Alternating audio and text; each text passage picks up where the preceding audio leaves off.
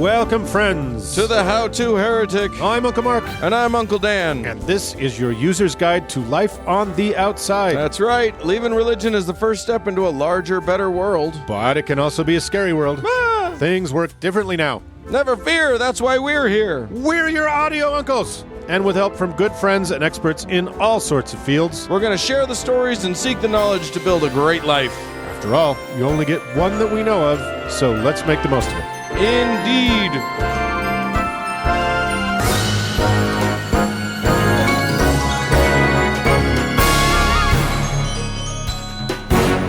Well, Uncle Dan. Yeah, what? What did I do?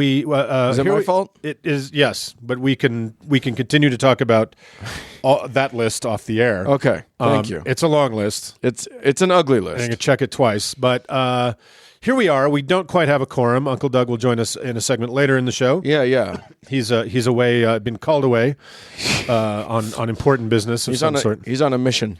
But yes, he's on He's serving his second mission. His 2-year bicycle tour of Central America. But we have plenty to talk about. On this show. Yeah.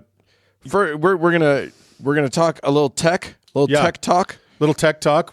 Because we think it's important to keep everybody up on the latest innovations. Oh yeah. In religion. Yeah. And then we got a really soggy God we're gonna talk about who's really awesome. Yeah. You're gonna take us all the way back. About as far back as we can set the Wayback Machine. So you're gonna see this one matters more than you might think. And then in a fun way. In a fun way. And then we're going to have a how-to that is a little off the cuff. And I'm going to surprise my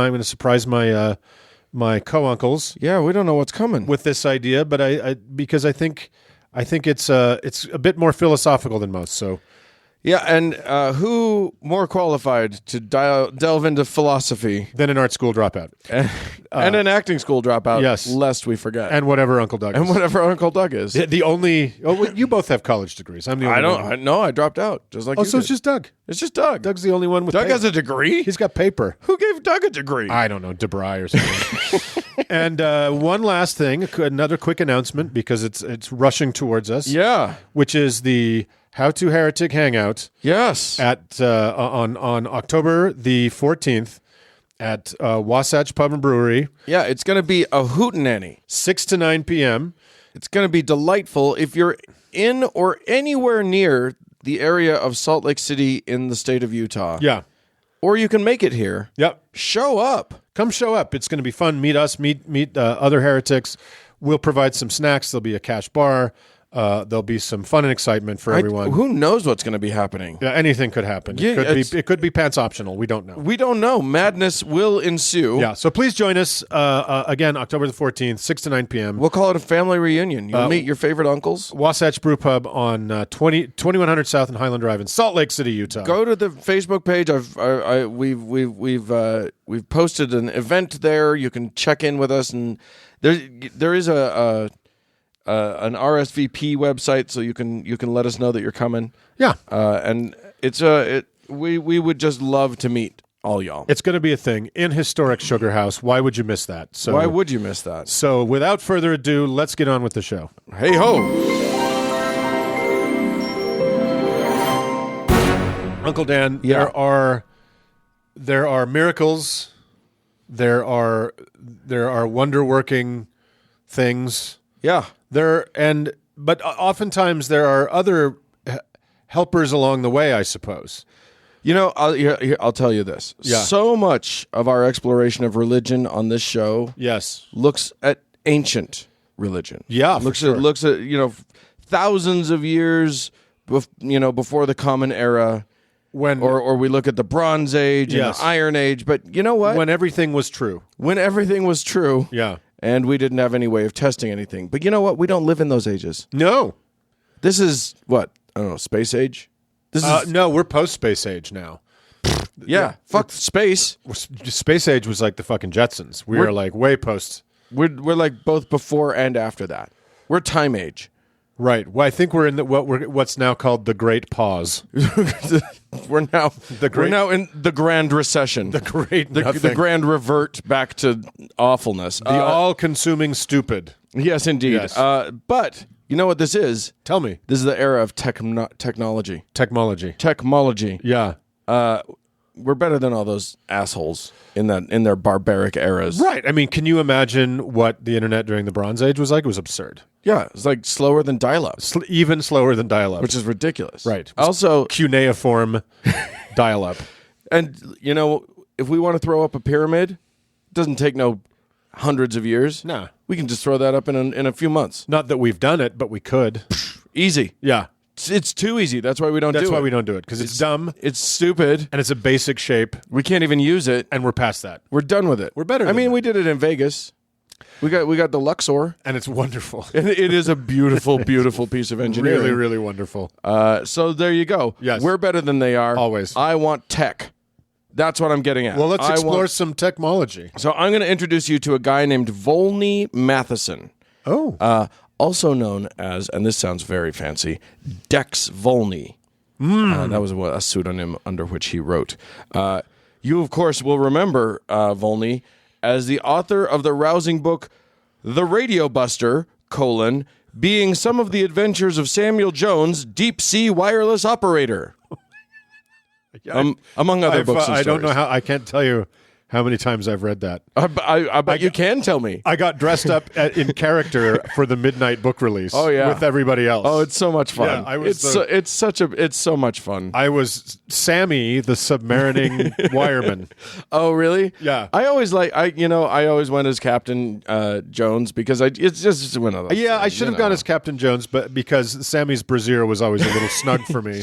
Being Yeah. a broad-chested fellow. But I see the appeal. Yeah, you can see how it worked with Obviously. my slender ankles. But Yes, anyway, indeed.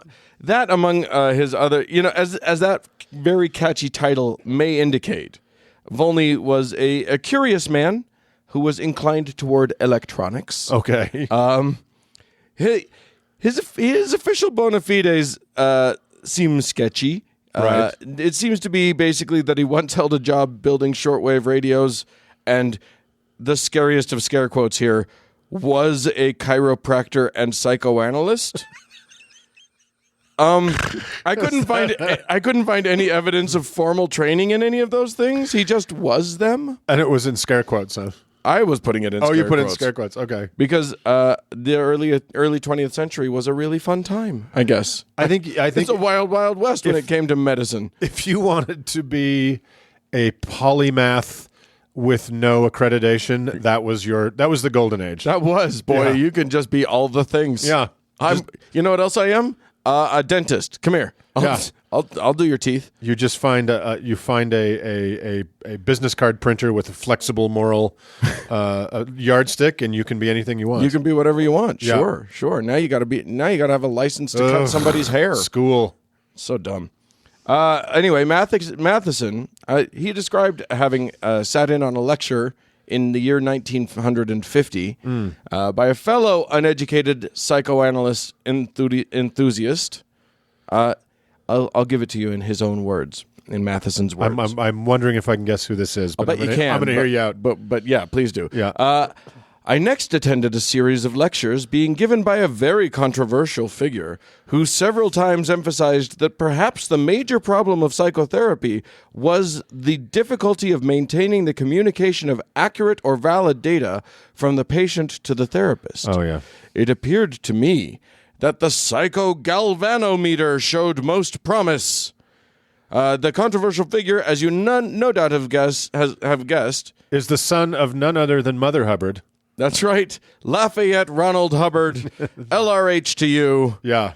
Ron Hubbard, yeah. So, just, dear listener, from this moment on, this story will be nothing but incredibly sad, right? That's... We're not getting far into Scientology. We're just going to talk about what that psychogalvanometer Yes. evolved into, Right. which is Scientology's most famous bit of tech, the box that does nothing, that is the E-meter. The needle that tells the guy exactly what he wants to know anyway. Right. Well, here's the thing. If you think that I'm being a bit of a jerk by claiming that it does nothing, Yeah. well, tell that to multiple courts around the world, because on many occasions they have had to force Scientologists to stop claiming that it does, in fact, actually do a thing. Yeah. So we'll get into that later. But first, what is an e-meter? What is an e-meter? I'll attempt to describe. Yeah. It's a little box, maybe, a foot and a half by 9 inches. Yeah. And you hold the pre-clear, the non, the person who's being audited, because what guys on the street call a mark. Yeah, exactly. The mark. Yeah. Because here's the deal with Scientology, and what a lot of our listeners will have gone into, a lot of the literature, there's several good documentaries on the Netflix or whatever about Scientology. Yeah. But if you don't know, if you walk into a Scientology church building. Yeah, there's a Scientology Center. Yeah. If you walk in there and they will welcome you. Oh, you bet they will. And you say, hey, what are you guys all about? Eventually, you'll be sat down, and first you'll be given a, quote, psychological test. A personality test. A personality test. That's what it is. That will tell you all the things that are wrong with you. Right. In the same way a horoscope will tell you all the same things that are wrong with you. Right. You have fears and challenges in your life. There are things in your past that are unresolved. Does that sound real? You're like, oh my God, that's me. It's like you knew me. Yes. Did my mom call you before I got here? Exactly.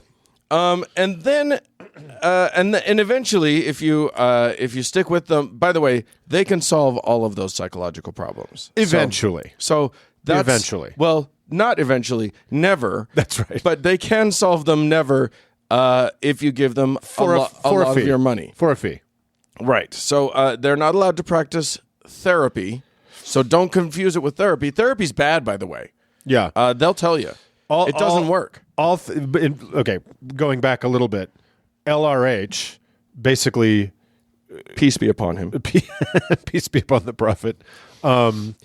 He basically just took the foundation, like Freudian psychology 101. Yeah, and said okay, and failed it. But he just took the basics of it. Yeah, and said, symbolism and dream imagery and mother relationships and all the things that are kind of the punchlines of jokes about psychologists. Right. That's the basis of Scientology. That's your building block. That is your foundational. And then there's aliens and volcanoes and hydrogen bombs. But this is what happens when you get a pulp sci-fi writer. Yes. Starting a religion. Yes, and truly, the Guinness Book of World Record holder for most works of fiction ever published. Right. Most bullshit pumped out into the public. Oh, it's all crap. Anyway, you know what? Here's what I'll do. I'll read from Scientology.org. I'll read their own explanation of what the e-meter is. Let's get it from the horse's mouth. Let's get the real fucking deal. In part because I found it so delightful. And this is actually a large chunk, but I just couldn't not bring it in because it's so much fun. Yeah.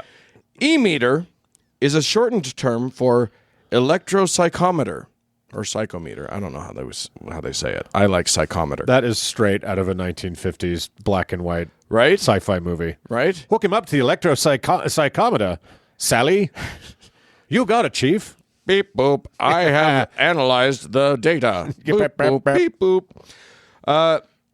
Here's what they say. It's a shortened term for electropsychometer. It is a religious artifact used as a spiritual guide in auditing.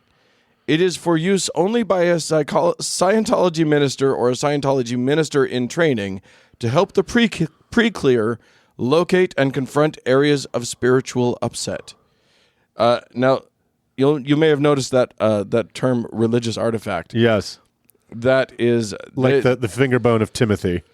Yeah. Yeah. It is literally what they were forced to call it when they were legally no longer allowed to call it anything useful or medical. Right. Those tent pegs of religious words that are pounded into the melon of this paragraph. Right. And they had awkwardly. And they had to use it because if they claimed that it did anything, they get sued. Yes. So, it is a religious artifact. Here's the next paragraph. In itself, by the way, this also comes directly out of out of some lawsuits. In itself, the e-meter does nothing. It is an electronic instrument that measures mental state and change of state in individuals and assists the precision and speed of auditing. The e-meter is not intended or effective for the diagnosis, treatment, or prevention of any disease. They're in the clear. Right. They've made it. They're literally in the clear. Yeah. Or at least they're pre-clear. Yeah. They're pretty close. In order to understand how the e-meter works, it is necessary to understand some basic Scientology concepts. This is still them. There are three basic parts of man. So we're going to give you the L. Ron Hubbard theory on human psychology. Okay. Here it goes. This is he took Freud and then he added. Yeah. This is what happens when you take a sci-fi mind and add it to a science world. Right. There are three basic parts of man: mind, body, and Thetan. Thetan. That's Yes. right. The Thetan is an immortal spiritual being, the individual himself. The Thetan inhabits a body and has a mind, which is a collection of mental image pictures. The pictures in the mind contain energy and mass.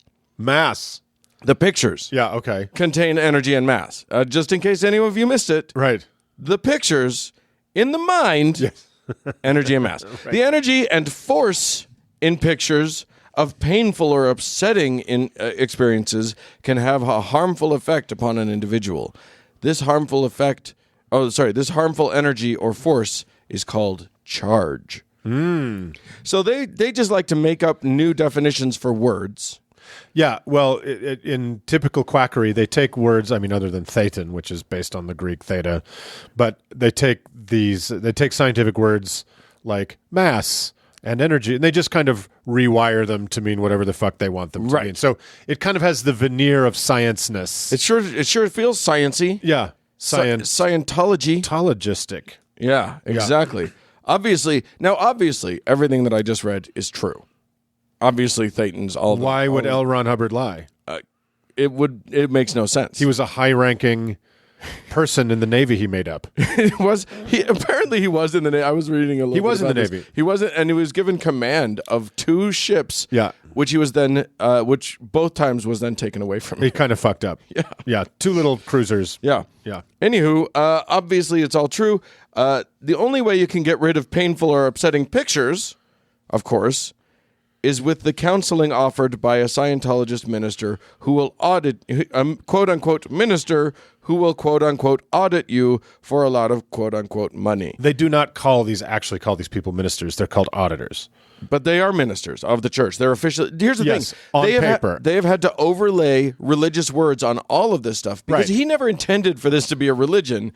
But when he realized that the only way that he could practice it without getting sued and having everything taken from him was if he called it a religion. Yeah. So he called it a religion, started using words like ministers, because he wanted to, He kind of co-opted a version of the crucifix. Jesus appears nowhere in their literature. That's not even a He thing. is their Jesus. He's basically... Pretty much. He is the sort of the... He's the Muhammad of... He really is. Yeah. But it's like... I think he overlaid a whole bunch of stuff on. What he wanted to do was be the inventor of a revolution in psychological research and psychological help for people. And he also wanted to get rich. And when he realized that practicing medicine without a license is, a crime, he just did it under the guise of religion, and ta-da, no longer a crime because because we're that stupid. Right. In our society. Because we allow religion so much fucking leash that these abuses... and Scientology is nothing but an insane, abusive, psychologically and physically abusive system that is a money vacuum. Yeah. That's it. It offers... And if you walk into one of the Scientology centers, the moment before you hit the e-meter, your personality test is the last free thing they're going to do for you. Oh, yeah.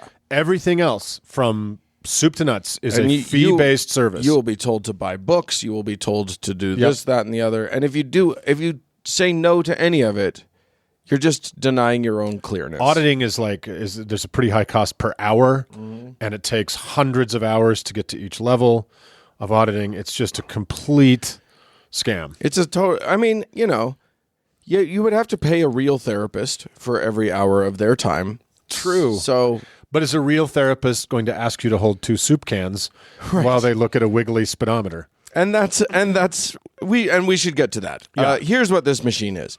Yes, the pre-clear. It looks like, first of all, the modern cabinetry of this machine looks like a dispenser for feminine hygiene products in a nice restaurant bathroom, right? I mean, it's got a needle that sort of moves on a dial. Yeah. So that you can watch it and see what's happening. Yeah. The dial does not have any numbers or anything. It is just Oh, really? It just has it's literally just like a wedge shaped thing, it's got a couple of actual knobs Like an old speedometer. It's just but no numbers. Yeah, exactly. So the pre-clear holds, as you said, basically 2 soup cans. Originally it was soup cans, right? Metal cylinders. Yeah. And this device sends a tiny, tiny amount of electricity through, and and basically what it does is a thing called it does monitor electrodermal activity, Like galvanic response, right? which is basically your the sort of little bit of electricity that's running through your body that's discernible through your skin. Yeah. This is also a technology that's used in polygraphs. Yes. In certain versions of polygraphs. It is not reliable to tell you anything. Right. And, we could get into polygraphs too. Those are probably bullshit. Also, Yeah, in Going Clear, in Going Clear, they describe the e-meter as half a polygraph, yeah. right? And It's probably a third of a polygraph. yeah. So at best, it's half as reliable as a fully unreliable Technology. Exactly. Right. All this basically does is monitor some change in the electrical sort of things that are going on in the body, and it doesn't. There's no nuance to this thing. You hold the cans. The person adjusts one of the dials until the needle's in the middle, Yeah. and then if the needle moves right or left, they know something. Right. Something has happened, Yes. and then they interpret that. You have a pulse.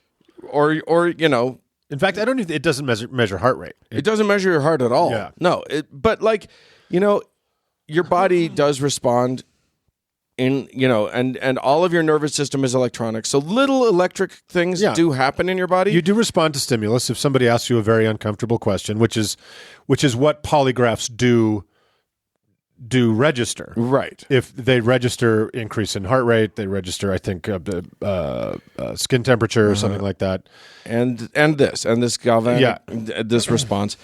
But you know what? This actually measures several different things: impedance, resistance, all of these things, and it doesn't parse that out at all. All it does is a needle goes one way, a single needle, or it goes the other way. Sure. It tells you nothing, and that's what all of these lawsuits have. I'm sorry, I beg to differ. What it tells you is how many ancient beings that were dropped on Earth from DC-3s from space by the galactic overlord Xenu into volcanoes that he then blew up because dropping you into a volcano wasn't enough to kill your spirit. He blew up the volcanoes with hydrogen bombs, and those souls clinging to you are why you drink too much. That's what it measures. Thank you. All it makes is sense. All it makes is sense. It's the easiest thing in the world. When you break it down like that, it's actually super obvious. Yeah, it's pretty funny that a prolific pulp science fiction writer who told the guys in the pulp science fiction writing group, including Isaac Asimov, said the only way you can really get rich is to start a religion. He said that to Isaac Asimov. Yeah. Right? And that later, in the 1950s, which was the heyday of pulp science fiction. Yeah. And lots of great stories come out of that time. Sure. But of course, it was a fertile ground for the idea that technology could solve spiritual problems. Yeah. Right? Well, and here's the thing. I'm going to actually give this much credence to LRH. Yeah. I get why you would want a device that could help a therapist or could help someone Right. determine like the truth of what their patient. Because here's the thing: if you're a psychotherapist, if you're a psychoanalyst, and someone's sitting in your chair and they're telling you something, hard to know what's true, what's real, Right. what's made up. It's hard. You've got a task ahead of you. Right. And if you had a way when you ask the question that's going to get to the truth of a thing, Right. if you had a way to see because a person can mask a lot. Right. Visually. We're all very clever. Right. So if you could see, oh my God, his heart rate just spiked. Right. Or his temperature just went way up or whatever, his breathing just increased. Right. When I asked about his dad, nothing happened. When I've hit on something. When I asked about his mom, X, Y, and Z went crazy. Yeah. Let's go down that road or whatever. Or let's be careful around here. I could see how that could be a very useful tool. If it was real. If it actually was interpretable. Right. But many years of testing and trials proved that that's not the case. Right. This does not help anything. However, that's only in the world of science. In the world of religion, this is the only way to clear yourself of all of those scary, scary mental pictures. Yeah. That are actually just artifacts of as you say, the many different criminal thetans that were volcanoed into your body. Yes, in 200 trillion years ago or whenever it was. It was. But yeah, it is really, what it really is an instrument of authority and trust, right? Oh my God, this person knows how to use this thing to get into my deepest, darkest secrets. It's right. How is it different than a tarot deck and a tarot reader that way? Yeah. How is it different than crystals or a good astrologer can get? I mean, it's a cold read. Essentially, it is a cold read. Yeah. You sit down with a psychic and they say, "Oh, well, you tell me about your mother." Yeah, and if you respond, they go down that road, and if you don't, then they don't. And these guys just have a needle wiggling at them, right? That gives it the sort of the air of science, an imprimatur of, oh my God, this is real. Correct. Right. So it's just an advancement of a cold read shell game. The device itself has not advanced since the 50s much at all. Yeah. It literally, the basics of it looks a little nicer. Yeah. But the basics of it are exactly the same thing that they've been using since the 50s. And in fact, I think the most powerful arm of the Church of Scientology, there's the Sea Org, which is kind of the clerical class, but I think the most powerful part of the organization is the Division of Religious Technology. And I think that's what David Miscavige was now was the number 2, now is the current wee petite king of Scientology. I think in his platform shoes. He's still kind of a number 2, but he is a bit of a number 2, but he's number 1. But he's the number 2 in the whole organization. He was the head of religious technology, so that's a title you can have. Yeah. In Scientology, which should tell you everything you need to know. Right, because it's not like they use other tech. This is it. This is basically as far as their tech goes. So I don't think there's any other piece of equipment. So they have an institute devoted to this. You know what's crazy is they keep releasing Dianetics. And you have to buy it every time as a Scientologist, and they change like a colon or they corrected the syntax somewhere and they sell it at full price again. Right. How they have not gone, oh my God, there's a new e-meter. Right. Oh no, they have. Oh, they have. Oh yeah. I see. The first one was the This Hubbard. one is 9 million megahertz more accurate. Right. Yeah. No, they don't say that. But yeah, that first patent was in 1950, and then from then on, here's what's funny. There's this sort of mythos that Hubbard himself invented the e-meter. He didn't. It was this guy. It was that guy Matheson. Dex. But Hubbard, from then on, every e-meter patent after that had Hubbard's name on it, and not the names of the actual guys who did the work. But yeah, they kept patenting it. There's the Hubbard Mark II and the Hubbard Mark V, and now they're looking on the I've got a picture here of a Mark Super 7 quantum e-meter. Oh my God! The thing is, though, to be fair, who gives a fuck if we're fair to the Scientologists? They don't really sell them, do they? They don't sell them to the. I don't think it's the public can own them. No, but if you only the clerical class. But if you rise up to being an auditor in Scientology, you have to buy one. You gotta buy it. Oh, they don't provide it. Nope. Back in the 50s was the first time that they were sued, and one of the big sticking points was this goddamn e-meter. Because they were sued by the. Let me think here. I've got it somewhere. The some psychological. The New Jersey State Board of Medical Examiners decided to sue them. Who sues Hubbard Dianetic Research Foundation for practicing medicine without a license.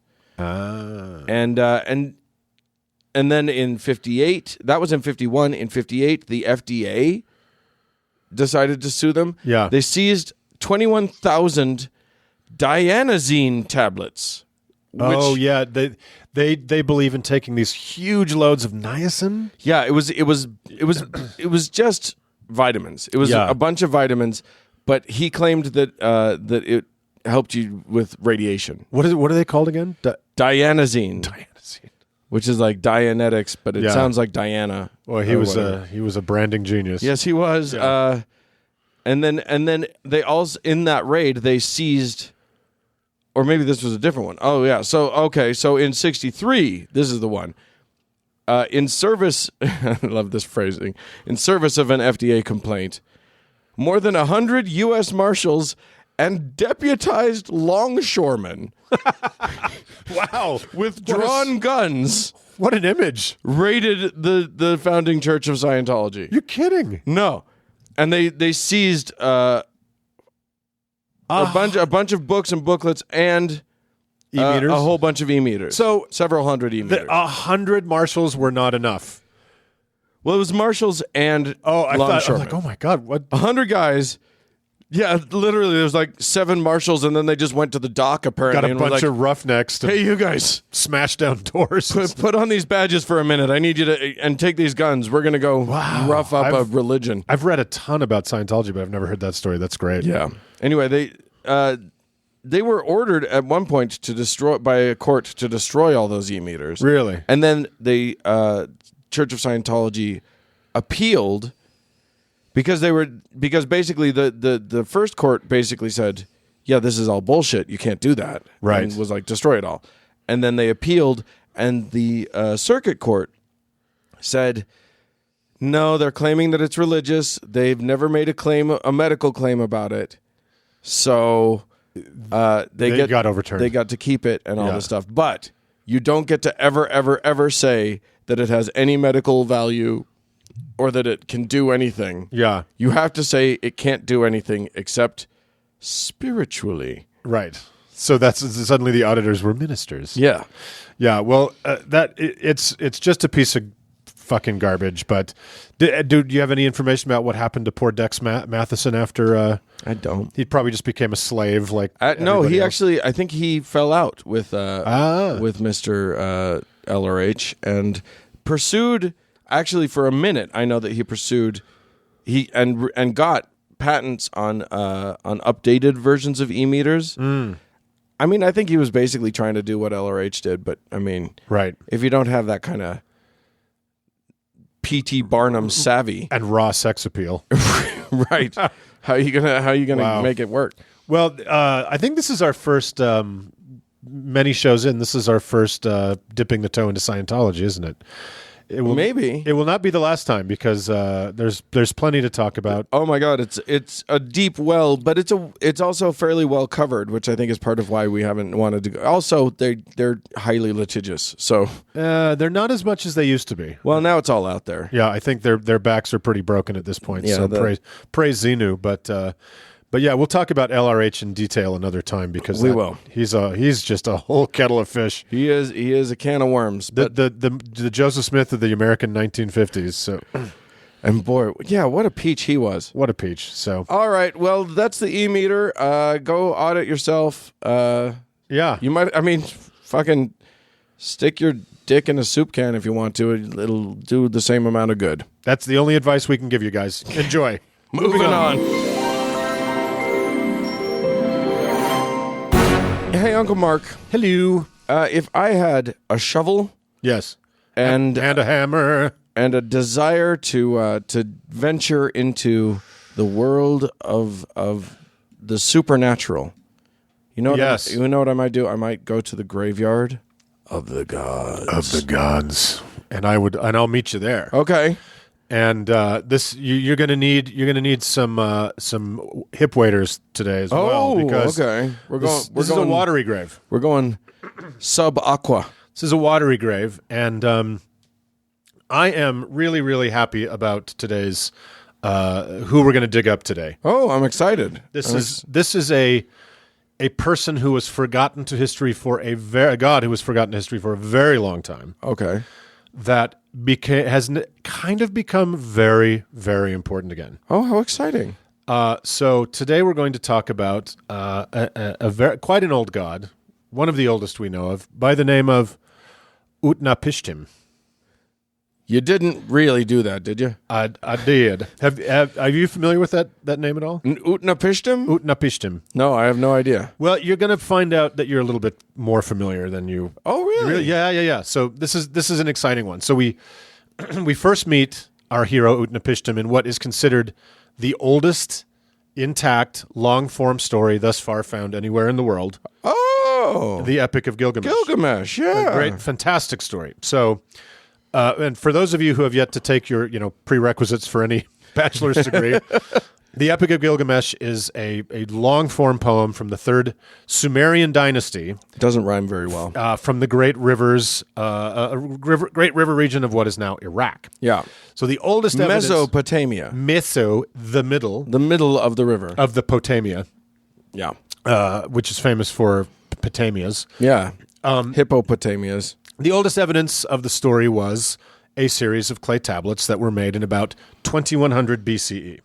That's many years. That's too many years ago. That is a long time ago. That's all the way on the other side of the Common Era. You're right. It's there. It's on the other side of that particular arbitrary fence. So, and as we know, tradition in almost any place, but certainly in Near Eastern mythology, the story itself likely predates its written form, right, by many hundreds of years at least. Yeah. So it's safe to say that the Epic of Gilgamesh and all of its heroes and gods are approaching 5,000 years old from where we sit on the timeline. Sure, but we would not know which parts of what came from what era, because these stories do, it picked up stuff from places and it dropped off some stuff, and Right. So we may never know, the actual origin or location of each of these stories, but as large kingdoms like the Sumerians, who then became the Babylonians, did, they just kind of, and as the Romans did and the Egyptians did, you just kind of gather it all together and make a big gumbo. You take the ingredients that make the best soup and you go with it. That gives you the best explanation for the origin of things and the best way to control the rabble. Right. So we meet our friend Utnapishtim for the first time in the story when our hero Gilgamesh, king of Uruk, which is in modern Iraq, is alone and casting about the land, mourning the loss of his once enemy turned friend, Enkidu. Okay, first of all, I love the idea of casting about the land. I do it myself on occasion. Cast, every now and then you got to go casting about. Just cast about. And aimlessly. And also, I'm very pleased about this Enkidu fellow. You remember Enkidu? Enkidu was. I don't, but you Really? can remind me. So Enkidu was a wild man that the gods created, like a man of the wilderness, that the gods created to challenge Gilgamesh and to keep him from oppressing the people of Uruk because he was an unjust leader. He's Loki. So they fought Yeah. a mighty fight, and then they became friends afterwards, and then they went on adventures. Sure. They killed the bull of heaven. It was a whole thing. And then Enkidu gets killed for that, and so Gilgamesh is super sad because it was like his best friend ever. Yeah. So anyway, sad Gilgamesh decides to go on a search for his ancestor and god, and Gilgamesh is part god. He's a demigod. Utnapishtim the Faraway. So Utnapishtim the Faraway lives at the mouths of rivers and has the secret to eternal life, which the mourning Gilgamesh is suddenly very interested in for obvious reasons. So Gilgamesh finds Utnapishtim and his wife living at the fabled mouths of rivers. They converse, and Utnapishtim shares his story. Wait, are these the mouths of several rivers, or is this a place called the mouths of rivers? It's like a legendary place where all the mouths of rivers are. All of the rivers share a single mouth? Apparently. Okay. Well, multiple mouths, they just are proximate somehow. Okay. Well, It's an old fucking story. That's fancy. Yeah. It's written Apparently nobody had time to actually walk all the way to the end of the river. It's wrote out in clay. It's an old story. So Gilgamesh finds Utnapishtim and his wife living at the fabled mouths of rivers. They converse. Utnapishtim shares his story. He was not always a god. He became one through a heroic act of courage and obedience to the ancient gods. Oh. More on that in a second. How very Joseph Smith of him. Oh, it's more like another character you'll see soon enough. Okay. But Utnapishtim is unimpressed with Gilgamesh's plea for immortality, and he challenges him with this weird test to defy sleep to see if he's worthy of his request for immortality. Okay. So he's like, if you can stay awake for X amount of time, I'll make you immortal. And Gilgamesh is like, I'm a hard ass, so I can totally do it. So, of course, Utnapishtim spells him into an immediate and deep sleep. And then I remember reading this in college. I'm like, wow, this is such a weird technique. And then employs one of storytelling's most inventive devices to show the passage of time. Okay. So he instructs his wife, who doesn't have a name, so we can already see how critical this story was to the Bible. Right. Grafting off of it. So he instructs his wife to bake a loaf of bread for every day Gilgamesh is asleep. Okay. So after 7 days, he wakes him up, and Gilgamesh jerks awake and thinks he's just dozed off for half a second. But then Utnapishtim shows him the 7 loaves of bread in incrementally increasing states of decay. Psych! Yeah. Check that. Mold, motherfucker. Check and mate, bitch. So Gilgamesh fails the test. So as a consolation, Utnapishtim tells him about an undersea flower that restores youth, cleverly named this is all hyphenated, the how the old man once again becomes the young man plant. Isn't that awesome? I love that. Wait, can I circle back on one thing real quick? Yeah. The test was stay awake. He had to stay awake for a given amount of time. And then, But then he tricked him and put him to he sleep. just cast a spell on him. He was never going to give him immortality. That is a shitty thing to do. But it's like so much of mythology, right? Right. You're given a test that there's no way you can pass. It's like, okay, your test is don't get hit by this baseball bat. And I think it's just a constant expression of the gods don't give a fuck. They'll do whatever they want. Exactly. And you're immortal and you just have to deal with it, right? Yeah. So At least it wasn't one of those tests where he passes and then the guy says, nope, never mind anyway. anyway, Gilgamesh goes under the ocean. He gets the flower, but he's going to eat it. But he foolishly stops to rest in a spring, and the flower gets stolen by a snake. So, like we were saying, classic of the form, his vanity and arrogance that he should get eternal life is rewarded with failure and disappointment. So, so far, so good. Yeah. But also, so dumb because this is not how the old snake stays and becomes a new young snake again plant. It is old man becomes a young man again plant. Snakes are just greedy. Snakes are dumb. Snakes are super greedy. Go find your own plant. If they were smart, they'd have arms. So, this isn't a segment about the demigod Gilgamesh. Weirdly, he's 1/3 god, so I'm not sure how that division works, but whatever. Oh, do your ancestry.com. You'll figure it out. But rather, it's a segment about the once man, now fully god, Utnapishtim. Mm-hmm. So recall I said he did something heroic and was rewarded with godhood and obviously eternal life. Yeah. This is about what he did to deserve such rewards. And this is good because I think we can all do this if you want to. Well, I'm going to attempt it. After you tell me what it is, I'm going to patrons of the show will get to see me attempt what we're about to learn. This is a huge Patreon goal. So, Utnapishtim was a very pious nobleman of some kind. Sure. In his human life, living along the banks of the Euphrates River. So far, complete parallel so life you're to down. my own. Enki, the Sumerian god of water, appears to him and tells him that the gods are mad and will summon forth a great flood. Okay. Utnapishtim is given 7 days to build a great ark into which he will collect his family, the seed of man, the seed of animals, etc., to survive this annihilation. Sure. You see, Uncle Dan, dear listeners, So far, it doesn't sound familiar to me at all. whether you know it or not, we've all met Utnapishtim before. Yeah. We just happen to know him as Noah. Right. Ken Ham loves this guy. Like Noah, Utnapishtim is a faithful man who is warned by the gods to build a floating vault to preserve humanity and zoological life. Like Noah, he builds it exactly to the god's specification. Enki even draws it on the ground for him. That's nice. Like Noah, he warns the townsfolk of the coming calamity. Like Noah, he sends out a dove to find land. Like Noah, he emerges from the ark and makes a sacrifice to the gods, and his children become the seed corn of all humanity. Point of order. Yeah. You keep saying the phrase, like Noah. I think what you mean is Noah, like Utnapishtim, did all of these things. I think you're smelling a theme here, Dan. So, of course, as millions of desperate and truthfully sad Christian apologetic websites are now screaming for me to point out, there are some differences too. Sure. See, Utnapishtim's ark was this is what I'm anxious to see you do. Utnapishtim's ark was a 200 by 200 by 200 foot cube. It was the Borg. It was a fucking Borg ship, not a barn on top of a giant wooden barge, as we all know Noah's ark literally was. Right. Utnapishtim was only adrift for 12 days. Uh-huh. Not 40. Not nearly the perilous 40 days and nights, and that drives me crazy, as if that's not just fucking assumed. Right. As, the thing that separates the days into countable units. That was padding for space. 40 days and nights. Well, no shit. Yeah. They stopped flooding every night, and they went back home to bed. They had a word count that they needed to meet. So super different. Yeah. Utnapishtim was generous and invited all who wanted to come on the ark, and many local people took him up. Oh. Therefore, in addition to saving species, he was preserving skill and knowledge as well, because the blacksmith came, the carpenter came, Who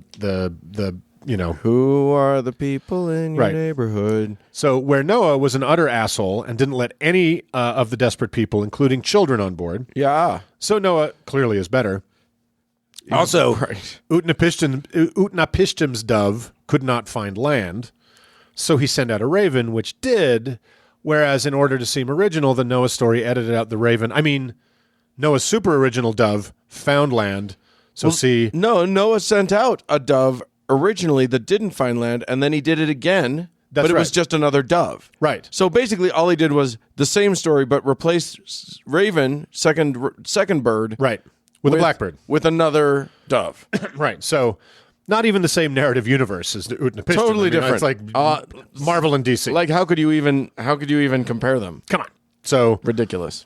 most importantly, the fucking clay tablets that the Epic of Gilgamesh are on are hard evidence that Utnapishtim's legend predates the original texts of the Book of Genesis by a minimum of 1,000 years by the most generous scholarship. Okay.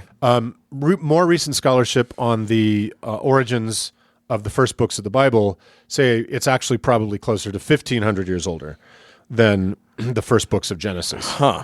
So, and Because they're liars. the story of Utnapishtim isn't the only story of a great flood in the biblical zone to predate the biblical version by many hundreds of years. Right. Ziusudra is another Sumerian Babylonian hero who would build a ship to survive a world-ending flood. So, sorry guys, not super original, but here's where... But a fun one nonetheless. I mean, who doesn't have fun with this? And it gets really fun, because Utnapishtim, again, forgotten for thousands of years, Yeah.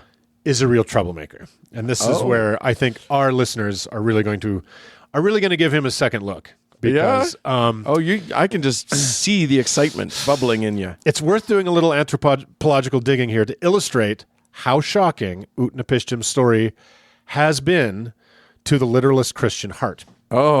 Recall that in the broad Protestant world, the concept of sola scripta was a critical concept, meaning that truth comes from the Bible, not the church. That was where they separated themselves from the Catholics. Right. And that every word of the Bible was absolutely 100% literally fucking true. Right. Because they didn't know how to read back then. And it was one of 4 books, right? So if we harken back a second, the 19th century was an incredibly bad one for Christians, when in reality, it should have been a golden age. Yeah. They were as happy as clams in a record-breaking high tide, oppressing women, owning other human beings, invading dusky nations, killing half their people and stealing all their shit, just as their inerrant Bible very much approved of them doing. Yeah. They were riding high, baby. It should have been good times, but dang it, the irrepressible curiosity of the human mind, something our good Christian forefathers had spent centuries very much trying to repress, had reached peak irrepressible by the early decades of the 19th century. This witchcraft called science could not just be burned or beaten down fast enough, and it started to make life very complicated for biblical literalists, who at the time was everybody. Yeah, it's tough, man. It grows on you like a rash. That desire for actual knowledge that can be a little knowledge is a dangerous thing. Can be verified and stuff. Since its early codification, and long before the 16th century Council of Trent, almost every Christian believed the Bible was not only true in a spiritual sense, but was 100% true in every other sense, historically, scientifically, etc. Yeah. Most believed it appeared intact as an original, the Old Testament, and then a sequel, the New Testament. Literally, people are like, oh, this was delivered on this date, this was delivered on this date, as is, put together, boom, truth. It grew out of the ground in a plant called the Bible plant. And they thought that it was not only totally infallible, but the oldest story ever, since it obviously starts with the invention of people. Right. So, well, with the invention of light and dark, for God's sake. And the firmament. Yeah. And the vault of the stars. It predates writing. That was this writing. Probably the most amazing week in history. Yeah. Those really strong week. Yeah, everything's slowed down since then. So, the emerging fields of geology and paleontology were starting to lay waste to the absurd calculations of the Irish Archbishop James Ussher, who had concluded after carefully reading the Old Testament for clues that the Earth was created on October 23rd, 404 BC. Right.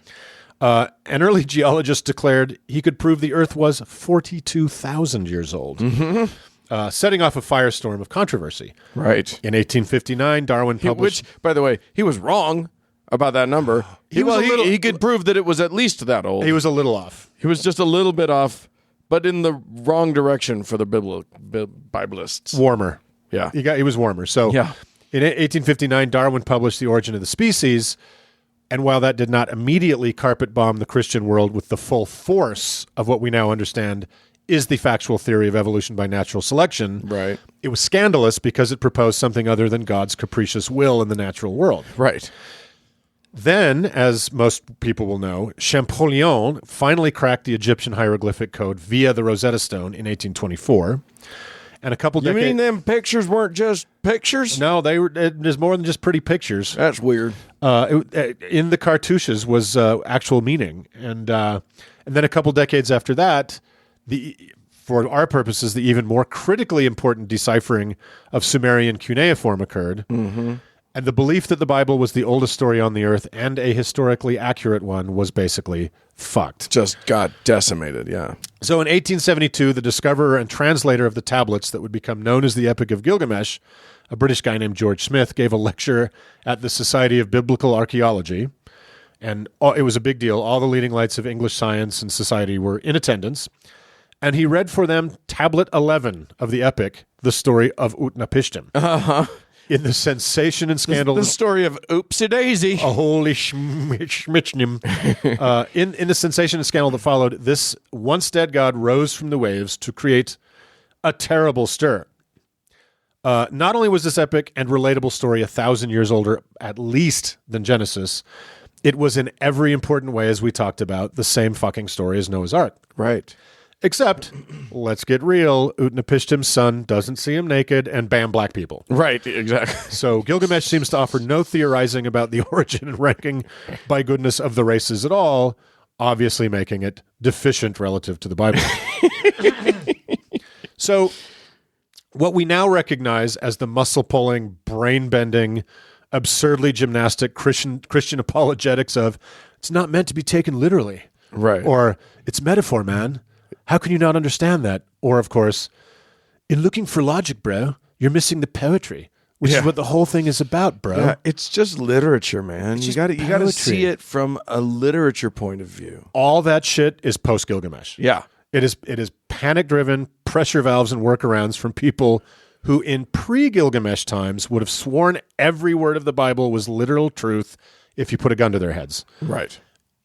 In all the Bible stories I've researched, Dan, I think you'd probably agree with this, none of the myriad apologetics are as pathetic and laughably terrible as the ones surrounding Noah's stupid floating zoo. Right. And they're sadder still when they try to apologize away or explain away Utnapishtim and his giant cubical ark. Pardon me. So His box of animals.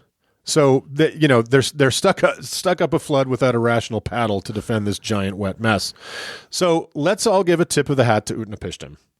Before we put him back under the water, who was Noah 1,500 years before Noah was cool, and without whom our Christian friends would have a much easier time defending their basically incoherent, indefensible shambles of what was until pretty recently a 100% literally true book.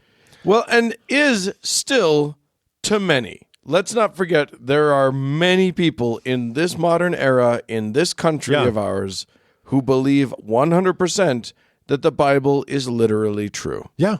And that Noah's Ark literally happened. Yeah. There's an entire goofball giant museum in Kentucky testifying to that very notion. Yeah, and I would say, if whatever crazy billionaire is done giving his money to the Gamcast boys to make their Christian movie parodies, right? If you got some money left over, give it to us. Give it to us. We'll buy the plot of land next to Ken Ham's Ark and make an Utnapishtim and we'll box. build our fucking 20-story monstrous Borg cube black tar covered ark and laugh at the quivering little plagiarized myth beneath our shadow. Yes, I like it. Yeah, so hook us up. Hook us up. We have good ideas on this show. Yep. So we're doing it. Hats off to you, Utnapishtim. Now back under the waves you go. Goodbye. Bye.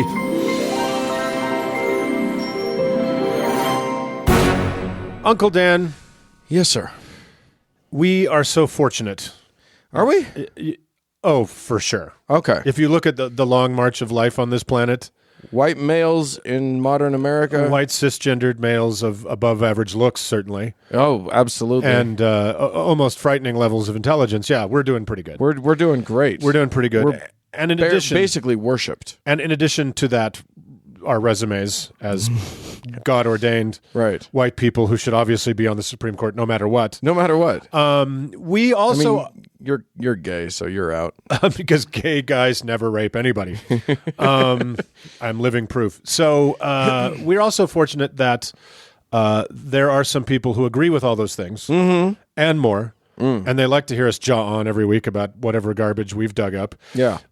So and again, we have to be careful because we're going to be out of episodes because we're almost out of crazy, terrible, awful religious shit from history. Oh wait, let me just open this door and see if there's any. Oh, good. There's plenty of stuff to talk about forever. There's another 900 podcasts in there. So anyway, there are people who love to hear our garbage and love to pay us a few shekels for it, and for that we are deeply, deeply grateful. Yeah, it is truly remarkable that people are doing this, but we love it so much and we have to thank them. So here we go. This week's beautiful folks are Skylar, Stockholm Syndrome. Yes. That's great. Apparently we have traumatized them into giving to us. That's right. They've now, at first we were frightening to them, and now they've learned to trust and depend on us. Right. Yeah. And will defend us even to the police or whatever. And Jennifer, Ellen, and Jesse. Yes. Dear friends, we love you guys so much. Thank you so much for contributing. Indeed. So these are the people who are giving. If you appreciate the content provided to you, and don't want to, and are glad to know that e-meters aren't going to be the saving grace of your life, then you can also become a patron of the show and feel like a lord in the feudal times. The only holy technology you need is the Patreon button on the How to Heretic website. Right. So go to there and then click that thing, and then you can sign up. If you go to howtoheretic.com, you can sign up to be a patron of the show and keep us going for weeks to come. Yep. And even if you can do that, or if you can't, please go to iTunes or any place there is a 5-star rating just hold the button down till any multiple of 5 is achieved. Yeah. With 59 digits. So give us 5-star ratings. Mostly what that helps do is algorithm math thing. More people hear about it. So share the love, share the bullshit. It's all we can do in this wretched life. So Yes, indeed. we love you. Let's move on. Moving on.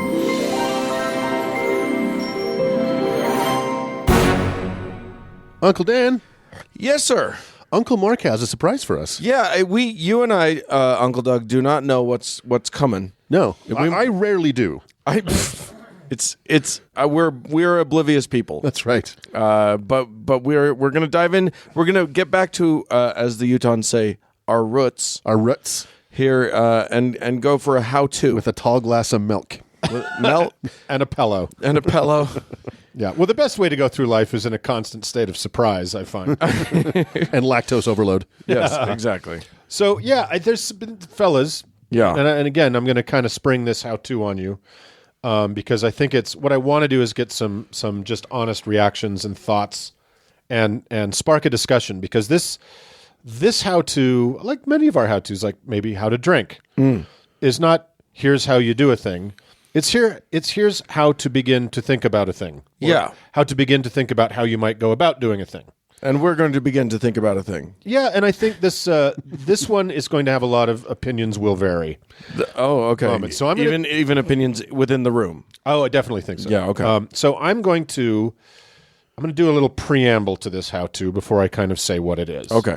But I think it's a really important one in recent events out certainly in our part of the world and even in our own lives, Dan, have got me thinking about this a lot. Okay. So let me jump in here. So earlier this year, there was an explosive and very strange recording that was posted on John DeLynne's Mormon Stories podcast and on a news site called Mormon Leaks. Okay. Right, which is the WikiLeaks of the Mormon world. So without a Julian Assange, hopefully. But it was made by a woman named McKenna Denson, and it was her clandestine conversation with the former head of the Mormon Missionary Training Center in Provo, Utah. Yeah, this made pretty big splash, Yeah. like nationally. Pretty big so. splash. And it was a guy named Joseph L. Bishop, and of course the MTC is a sacred institution in Mormonism. Right. Uncle Doug passed through it. I did. Who knows? Maybe this guy was the head of it. Like Joseph, a corn kernel, he passed through it. and they come out the other end That's right. yellow and undigested, and knowing not a goddamn thing Covered with shit. except conversational Spanish. So this guy is called Joseph L. Bishop. I don't know. Was he there when you were there, Doug? I can't. Oh God, I don't remember. Anyway, Do you know his tenure? I could look it up, but I don't. Let's have it. not So- bother. So in this tape, McKenna Denson eventually confronts Bishop about the sexual assault and rape she suffered there in the 80s from him in a specifically prepared basement room under his office that had a bed and a TV VCR with pornographic movies. Oh, Yeah, God. it's crazy. He had a little sex dungeon. Yes. This is a guy who's pretty high up in the church. I find his name confusing because he wasn't a bishop. Right. His name was Bishop. He wasn't a bishop, but he was considered like that position is a position of some reverence. Very much so. Yeah, it's a very. I mean, that's a career making position in the Mormon Church. Yeah, and to be fair, it wasn't a sex dungeon so much as a sex dormitory. Oh, it's a sex dorm. My favorite. Which, movie. by the way, that's a great movie. Rent it at your leisure. So what's amazing is he pretty much cops to all of it. Like once she gets around to confronting him, Right. He doesn't cop to her specifically. he cops to a lot of shit. Yeah, he says, "I You were feel the one- terrible. I used to do that. Oh, did I do that to you? I don't remember." He's like, you were the one with something breasts, and she's like, no, I'm as flat as a boy, always have. So he basically rambles out confessions to several sexual assaults. Right. Wow. Yeah, he does that. He's like, "Were you the redhead who had the mole on her left?" No. Okay. And Well, just to be clear, that is not a good legal strategy. yeah, that's Right. That's the worst way to respond to this. So yeah, he just keeps admitting to things, and again, this was totally legal because Utah is a one-party recording state. Right. And I'll put a link to the Mormon Stories podcast where this recording is on.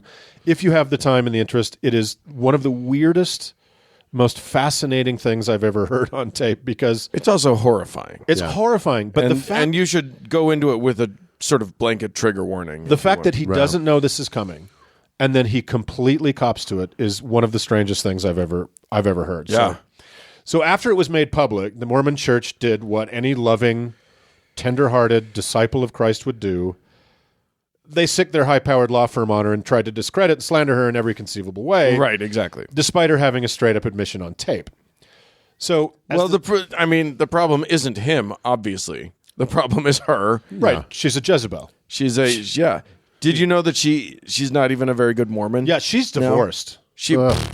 Her marriage fell apart, so we can't believe anything he said on a tape. yeah. I love that when the perpetrators of abuse use the symptoms of abuse in follow-on life to discredit the people they've abused. Right. You know what I mean? Like, they haven't been able to hold a marriage together. How could I have sexually assaulted her? They struggle in relationships. Right. How can we trust these They people? don't trust Right. authority figures. How can we trust the recordings made by these people? I'm sure the moment that tape went live, there was a massive transfer from the Catholic Church to the Mormon Church. Here's what you do, guys. So anyway, the statute for criminal charge has long since expired. Official Mormondom has decided to treat her like a cockroach. Yeah. And so just about a week ago or so, McKenna Denson, with the help of a puckish troublemaker called New Name Noah, decided to take some action. Yeah, who we know. So they went to Joseph L. Bishop's, and of course he's a Mormon authority, so he must have a middle initial. Right. They went to his neighborhood church in Arizona on the one Sunday a month called Fast and Testimony. I'm sorry, just he is still in his position of authority? No. But Okay. because He's just a hapless old man now. Okay. when you hit a certain rank, your middle initial is assumed. Right. Exactly. And these people went to a different state. They traveled. She and her and some compatriots traveled to a church in a different state On what's called Fast and Testimony meeting. which is Mormon open mic. Open mic day. So back in the day, we passed mics around, but now you walk up to the pulpit in front of the whole room, and anybody, and visitors are welcome under very tightly controlled circumstances. And usually you can go up and bear your testimony about the truth of the gospel or tell a faith-affirming story about a miracle with 3 eternal Mayan peasants. So while New Name Noah was secretly taping, and somebody else, I think. There were 3 people. 2 or at 3, least yeah. three. Because somebody sees Mike Norton's camera. Yeah. Anyway, McKenna Denson got up and spoke, and we'll put a link to this video in the show notes. It is very, very interesting. She basically talked about you are protecting a rapist who's in this ward, who's in this church. Yeah. Right. Because she hasn't been able to get any kind of relief or even a dialogue with the church about what happened. So that's that story.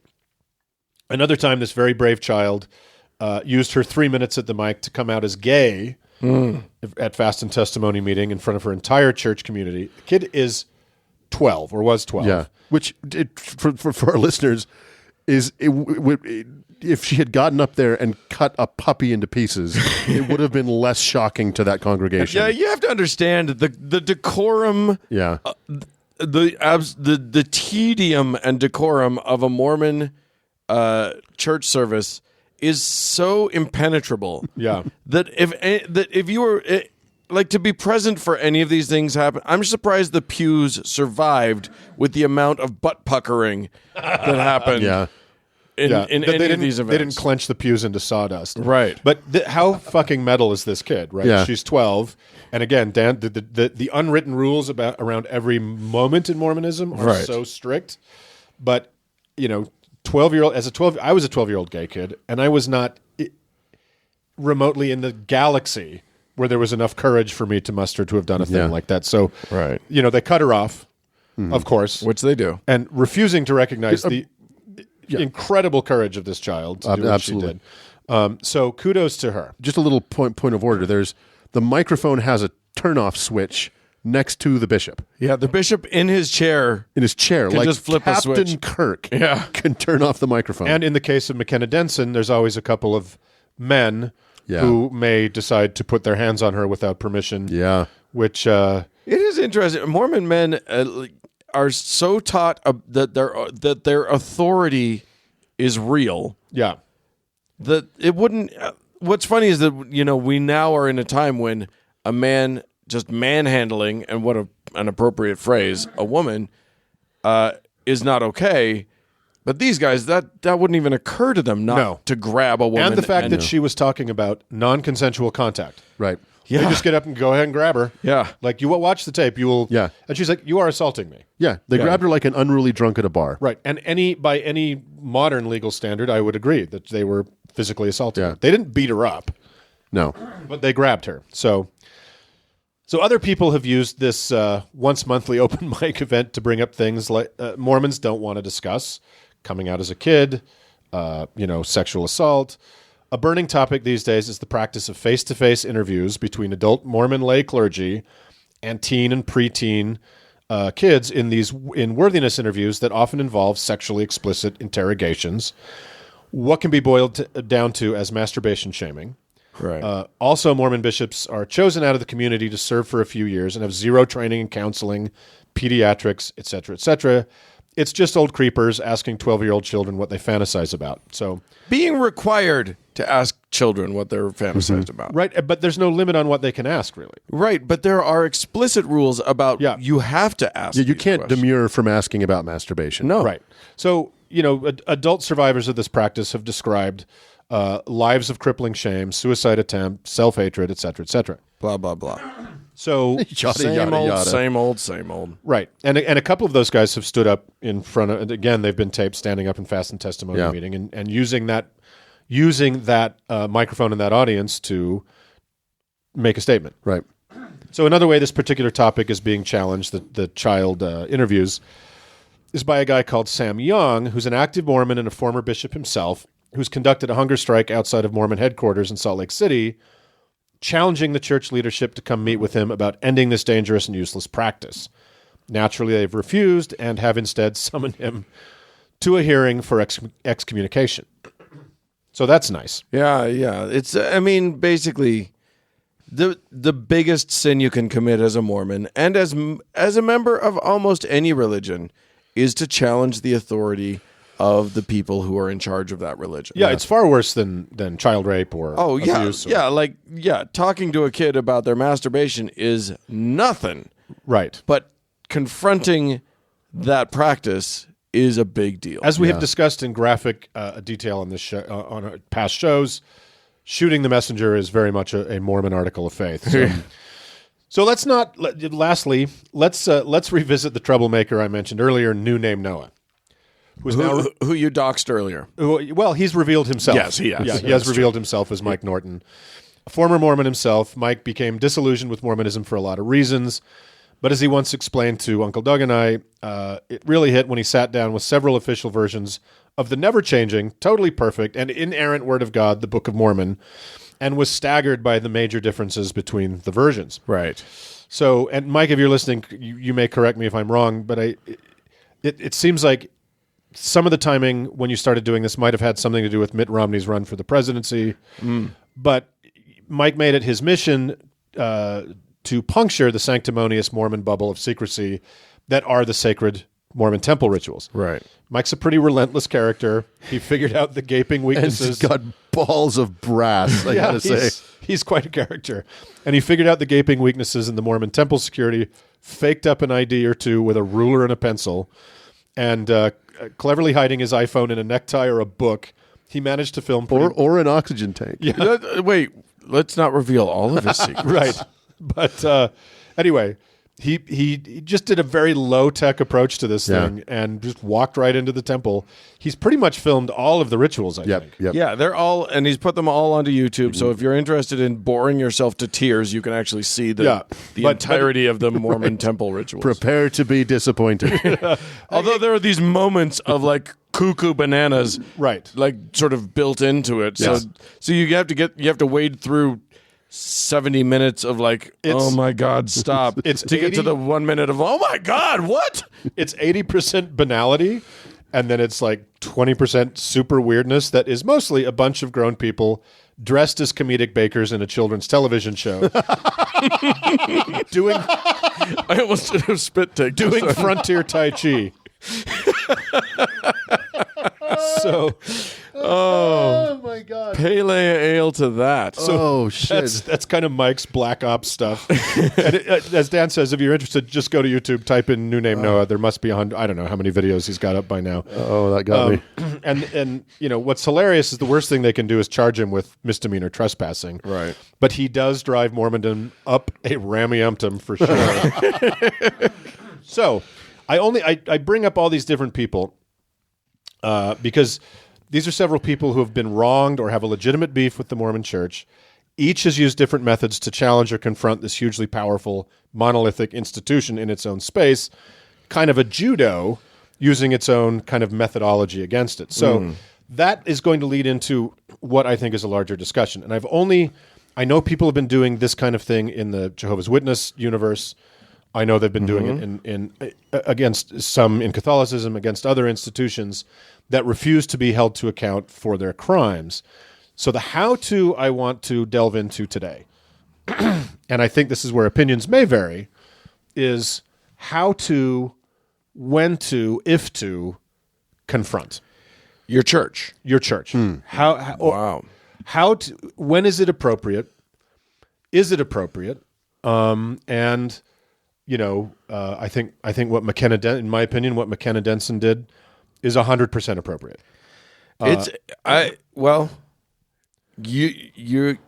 It's tricky. Yeah. This whole thing is it's a quagmire, and I think that a propriety may need some definition, because what we're talking about is, I don't know. I think we need to get to what is your goal. Yes, and this is why If I may ask the Page question. specifically why I didn't want Page here, because he would just say, "What's your goal? Be nice. Don't." Blah, blah, blah, Right. blah. Then I love Page. I don't know that he would say be nice. Right. But here's where I'm coming from with this is we have grown up in this monoculture of Mormonism and still kind of contend with its overly large presence in our lives all the time, Right. in the public sphere. My thinking about it is religion in America, especially Christianity, which is very persecuted, we all know that, does not recognize that any of the rest of us have safe space. Right. It doesn't it sees my bedroom as a gay man as their political territory. Right. It sees our schools as absolutely their political territory. It sees every woman's uterus. Right. Yeah. It sees the physical body of every girl and woman as their political territory. I don't know why they get a place where we don't get to go. And I agree with that. Yeah. I think that that there's nothing sacred about the sacred, in that I don't think they'll claim that they're off limits in terms of being Challenged. because you're challenging their most deeply held sacred beliefs. It's and how- deeply precious.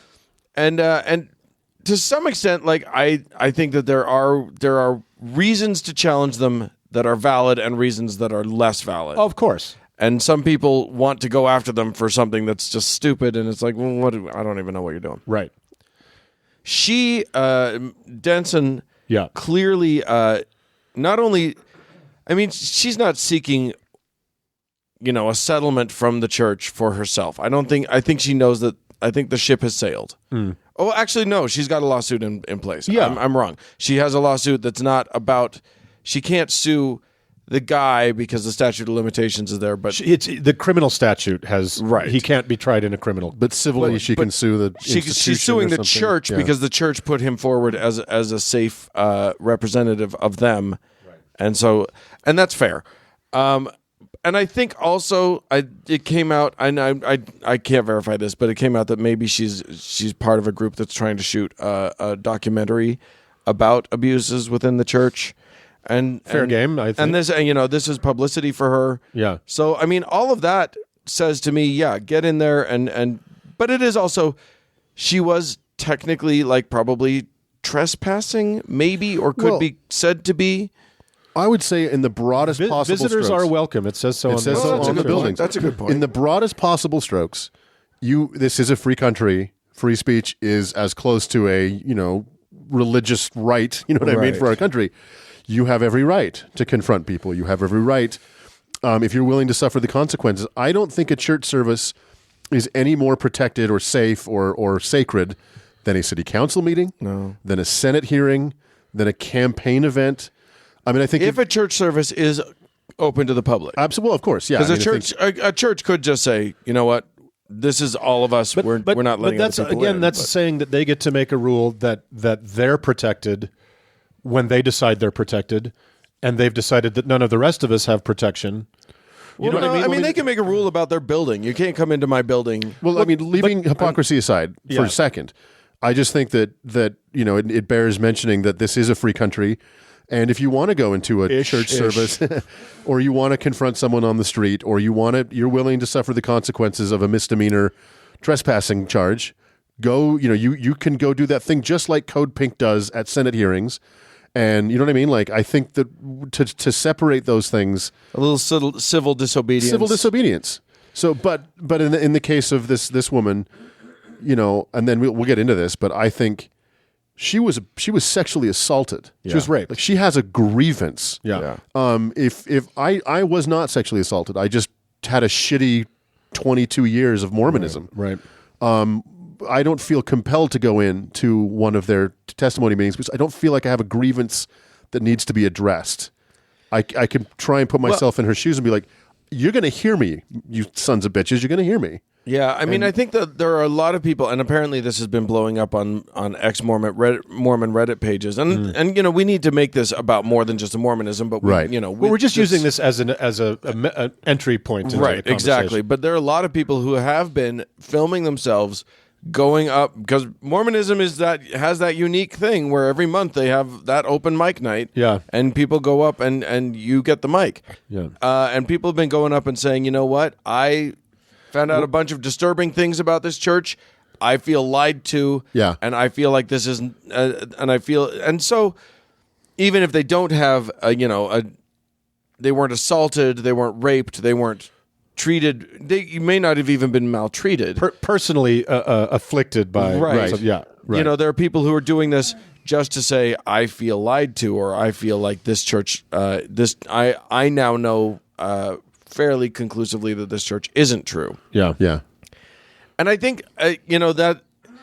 I guess to me, there is a question of what is your goal. I agree with that. Absolutely. What is the goal? Because you need to look out for your own sanctity of mind, and your own. You need to treat yourself well, and so if your goal is to get them, and you get trapped in.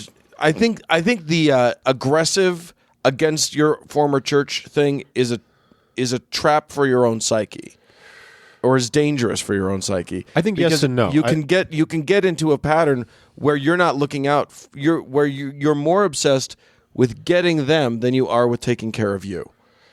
Well, right, but I think it's not. I think that oversimplifies that getting them it's not necessarily revenge. I think in I'm attributing some motivations to McKenna Denson, and I certainly see what's happening with Sam Young, who's having the hunger strike. Yeah. He's trying to prevent further harm. Right.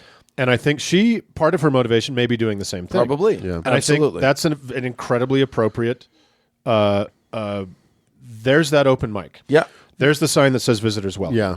And if you don't have, if you're a member of a church that doesn't have an open mic, standing outside that church with a sign, or just, whatever it is you feel like your protest is, like however it ends up looking, that's what we're talking about here. Yeah. And I think, we've talked about this on the show many times, but leaving religion is an intensely personal journey. Yes. And it's different for everybody. My own, journey was, part of it was when I realized how silly all of these beliefs were. I was embarrassed that I had believed them. And I didn't want to be around Mormons. I didn't. So, but other people feel like they need to have a parting shot, or they need to be heard, or confront the people that have lied to them or mistreated them.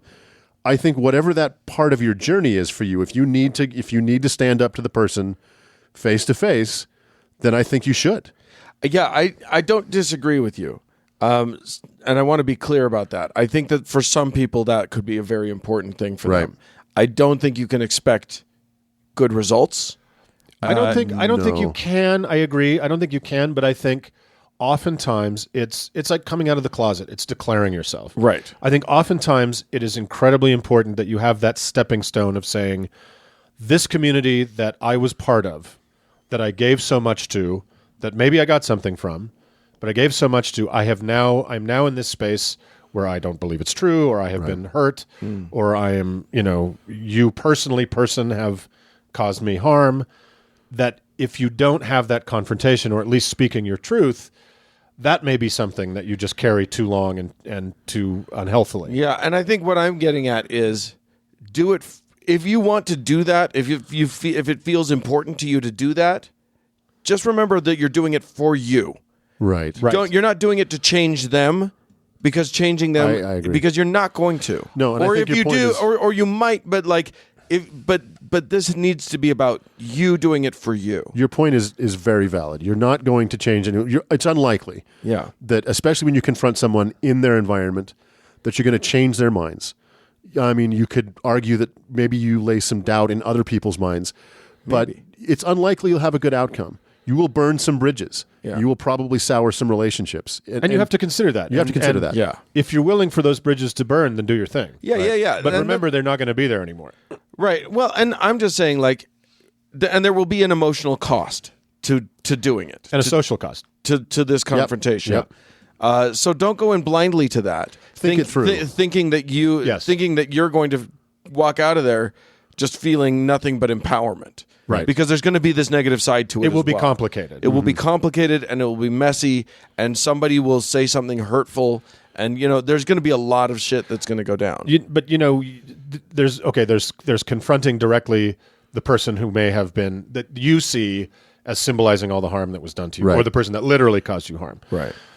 A guy got up in another fast and testimony meeting and said, laid out his Mormon bona fides, and then began to talk about things, non-Mormon listeners, like the Book of Abraham, and where the doubts began to kind of come into him. He wasn't a personal victim of an event. Right. But he wanted to express, as you were saying earlier, some of the doubts. Now, he was told to leave. Right. But I think that may be, for a lot of people sitting in that room, that may be the first time they heard any of that stuff. Yeah, that's true. And Mormons, of course, are taught to be missionaries all their lives. Maybe he was just saying, now I feel like I have something else to share with you. Right. I'm not saying that's wrong, but I think that's where this bubble that allows this thing to be such an institution that causes harm without caring about it. Yeah.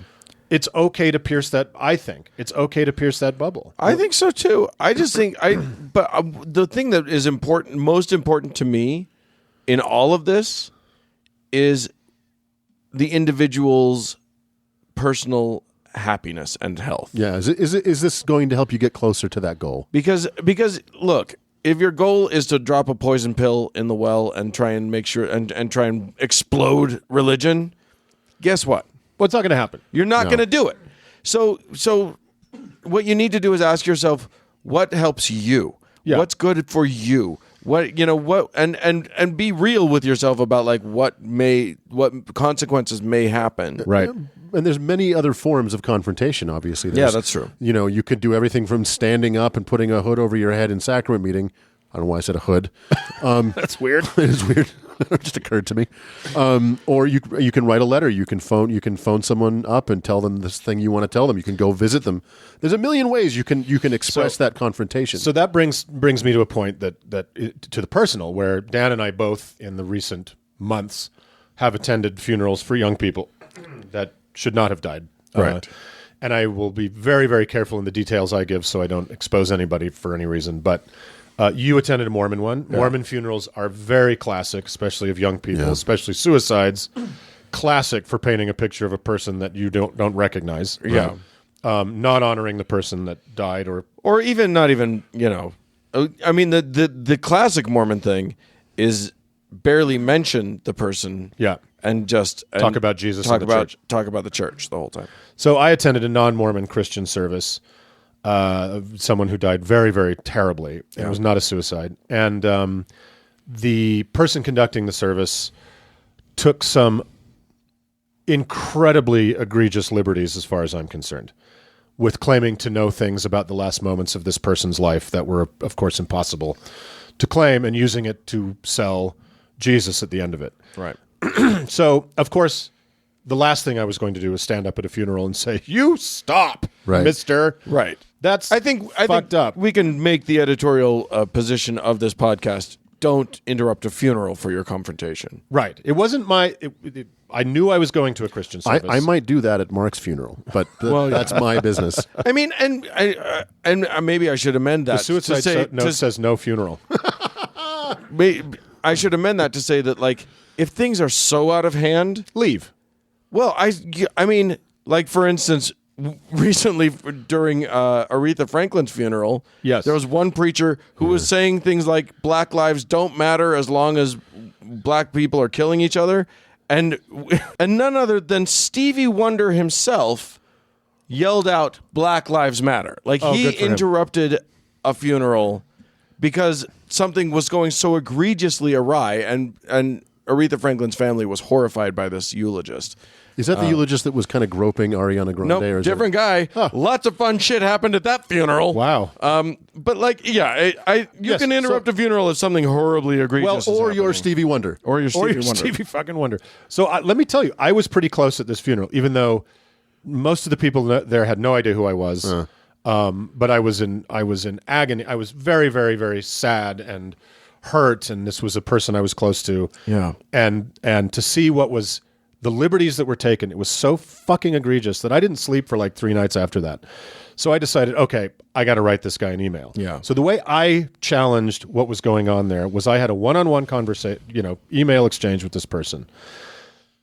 I was pretty strident in my tone. I tried to be the lowest level of anger I could be, but I was still in a very grieving space. And so I just laid out what I thought, where I thought a otherwise beautiful service went completely off the rails into a high pressure sales event. Yeah. And so we had a back and forth. I'm not sure what will come of it. Here's what I would say my goal is from that. It was speaking my truth. Yeah. That I'm not willing to put up with that shit, which was very abusive, taking advantage of a bunch of grieving people stuck in a space who were obviously, for propriety's reasons, unable to say anything. Right. And that if nothing else, the next time he gets up to do something like that, he'll hesitate. Right. You might think twice. Yeah. He might think twice. And that was the goal, is just push back, because I think that was abusive. I think it was bullying. And I think it was taking advantage of the death of a very beloved person to do something that was very crass. Yeah. And very grotesque. So in my little way, I didn't do it publicly. This is the most public I've been about it. Nobody knows who I'm talking about. In my little way, I pushed back. And I think that people should fucking hear that. Yeah, I think I agree with you, and I think that especially in that, and frankly, if he had been a dick about it, maybe we would have made it public. You know what I mean?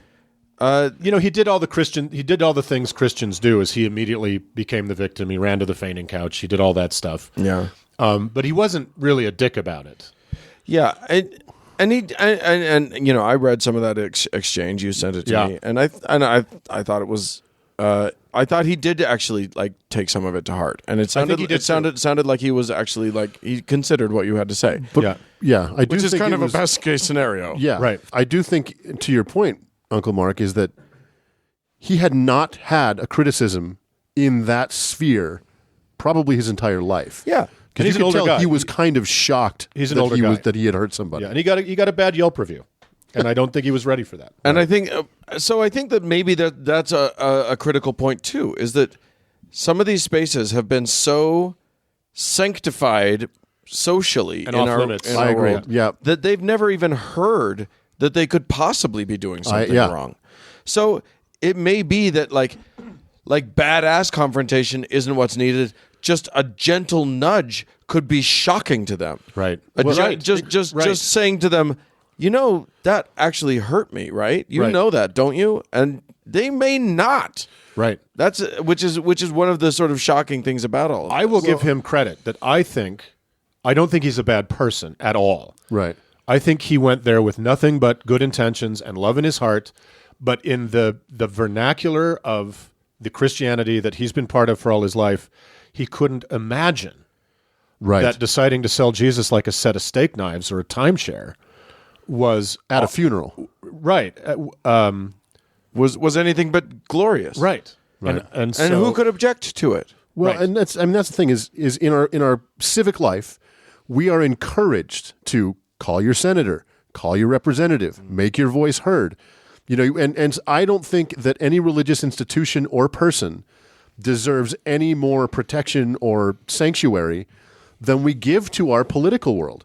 Right. So if I think you have every right to make your voice heard. They don't deserve peace if peace is not what they deserve. Right. I mean, And they only deserve, when I say safe space, everything I'm talking about right now, I think is the only method is total nonviolence.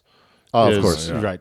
Not to cause physical harm or property damage or anything like that. It is simply to use the brains God gave us to challenge them in a space that they're not willing to give us. And let me just super fine point. I just want to make a little correction. I wasn't mad because it was a Christian service or he was talking about Jesus. Right. I was mad that he used the moment of an incredibly violent death as the vehicle through which to sell that. That's Right. what was disturbing. I was ready to sing Christian songs. I was ready to bow my head in prayer. I'm an atheist, and I knew what I was going into. I Right. thought. So I'm not saying that going to a religious funeral or service is in and of itself an insult to you. Right. You're going there to honor somebody, to remember somebody, to show love and support for a community or a family. And you said outside of that moment, it was a pretty service. It was, It was beautiful. I mean, Yeah. it was, his family was amazing, and, Right. and his friends were amazing, and Right. And I was so thrilled to be part of that and to see a crowded room for this person that so many people clearly loved, Right. and then a ghoul swooped in. Just to yeah. And so I think one of the morals of that story is that a little bit of pushback. Right. They're not used to it, and like you said, a tiny nudge, just one email that's not even a rager, just saying, Right. "Hey, man, that was my grandpa's funeral. His favorite song was X. You wouldn't let his granddaughters play that song because it's not a Mormon song. Right. Yeah, I know. That's Ugh. fucked up. And I think don't appreciate You have a that. bad experience in a restaurant, you write a review online. You have an issue that matters to you, you call your senator. Why does religion get a dispensation Right. from that? That's Right. all. They don't pay taxes for the crate on the corner in the public sphere where the rest of us pay taxes to stand Right. and speak our minds, but they demand that they get to stand on that crate and speak their minds. I think it's okay. Yeah, they're putting ideas out into the public square. Yeah. They are contributing to the national dialogue. They're not immune. They're combatants. from the consequences of that, or from the what happens. They're willing. when you do that. They're willing combatants in the culture war. They don't get to then say All too willing. This is my secret fort. No girls allowed. Right. Yeah. You can't come in here. But we'll launch some missives out. But I can throw crab apples at you from in here. Right. So anyway, that's my take on it. I'm obviously have a little bit more of a militant sensibility. Well, about and it than maybe just to Uncle Dan. I think just don't be an asshole, but be an adjutant. I think that's completely fine. Speak your mind. Speak your mind and speak your truth. And Yeah. and make sure that there's, if nothing else, you plant that tiny kernel of hesitation. Gosh, maybe I shouldn't be a dick over somebody's coffin. You know. And remember that we on this side of the aisle don't use bombs for any of this. Yep. We don't, and I mean that, don't be. This isn't our. Yeah. Don't burn shit. Don't vandalize shit. Don't, Use the peaceful tools that we all have available to us. Because here's what will happen is especially in this country, Christians, the most powerful, taken in mass, the most powerful group in this country, already have a persecution complex. Yeah. If you do something that is actually could be mistaken in some way as persecuting them, destroying property, painting a swastika on something, Putting your whatever, finger in their chest is on the scale. touching them, The same as 1,000 burned abortion clinics. right? So Saying something mean is enough for them Yeah, to that's feel enough. persecuted, but that's enough. But at least you can say something mean. at if least you want that's to. communication. Yeah. And Yeah. so anyway, that's my take on it. All right. Well, there you go. I think that's volley one. in a conversation that may end up happening more later. Who Yeah, knows? pipe in and let us know. Send us an email or something and let us know if your opinion on it, or if you've done this in an artful or inartful way. Yeah. I'd love to hear about it. Yeah. All right, let's call it good there and move on. Settled. Yeah. Moving on.